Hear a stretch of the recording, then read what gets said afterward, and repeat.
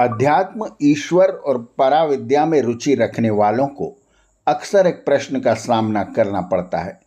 वो ये कि जीव स्वतंत्र है या परतंत्र। अगर स्वतंत्र है तो फिर यह माना जाए कि ईश्वर को यह ज्ञात नहीं कि जीव भविष्य में क्या करेगा, तो फिर ईश्वर त्रिकालदर्शी नहीं हुआ। और अगर ईश्वर को यह पहले से ज्ञात है कि जीव भविष्य में क्या करेगा, तो जीव स्वतंत्र नहीं हुआ, क्योंकि उसका भविष्य पहले से तय है और इस प्रकार वह अपने किसी भी कर्म के लिए जिम्मेदार नहीं माना जा सकता। इस तरह के प्रश्नों के वेदानुकूल एवं तार्किक उत्तर हमें मिलते हैं महर्षि दयानंद कृत सत्यार्थ प्रकाश के 7वें स्तमोल्लास में, जो प्रश्नोत्तर शैली में हमारी सभी जिज्ञासाओं का समाधान करता है। प्रश्न: जीव स्वतंत्र है या परतंत्र? उत्तर: अपने कर्तव्य कर्मों में स्वतंत्र और ईश्वर की व्यवस्था में परतंत्र है। स्वतंत्र कर्ता, यह पाणिनीय व्याकरण का सूत्र है। जो स्वतंत्र अर्थात स्वाधीन है वही करता है। प्रश्न: स्वतंत्र किसको कहते हैं?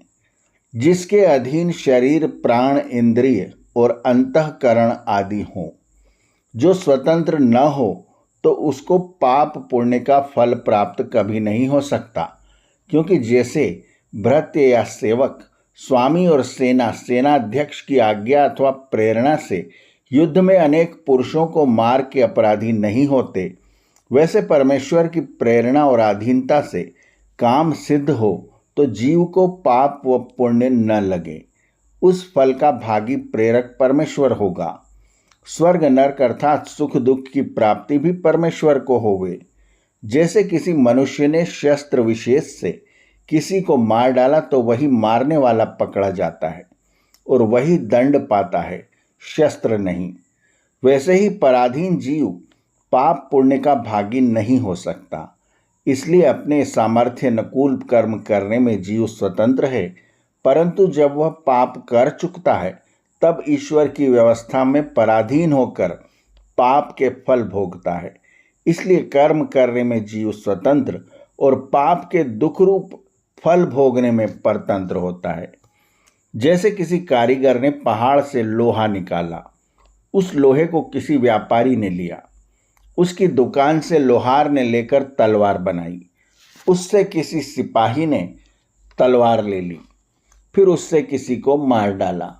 अब यहाँ जैसे वह लोहे का उत्पन्न करने वाला, उससे लेने वाला, तलवार बनाने वाला और तलवार को पकड़कर राजा दंड नहीं देता, किंतु जिसने तलवार से मारा वही दंड पाता है। इस प्रकार शरीर आदि की उत्पत्ति करने वाला परमेश्वर उसके कर्मों का भोक्ता नहीं होता, किंतु जीव को भुगाने वाला होता है। जो परमेश्वर कर्म कराता होता तो कोई जीव पाप नहीं करता, क्योंकि परमेश्वर पवित्र और धार्मिक होने से किसी जीव को पाप करने की प्रेरणा नहीं करता। इसलिए जीव अपना काम करने में स्वतंत्र है। जैसे जीव अपने कामों में स्वतंत्र है, वैसे ही परमात्मा भी अपने कर्मों के करने में स्वतंत्र है। प्रश्न: परमेश्वर त्रिकालदर्शी है, इससे भविष्य की बातें जानता है। वह जैसा निश्चय करेगा जीव वैसा ही करेगा।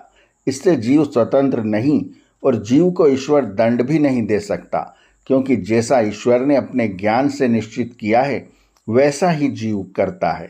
उत्तर: ईश्वर को त्रिकालदर्शी कहना मूर्खता का काम है, क्योंकि जो होकर न रहे वह भूतकाल और जो न होके होवे वह भविष्यकाल कहलाता है। क्या ईश्वर का कोई ज्ञान होकर नहीं रहता तथा न होके होता है? इसलिए परमेश्वर का ज्ञान सदा एक रस अखंडित वर्तमान रहता है।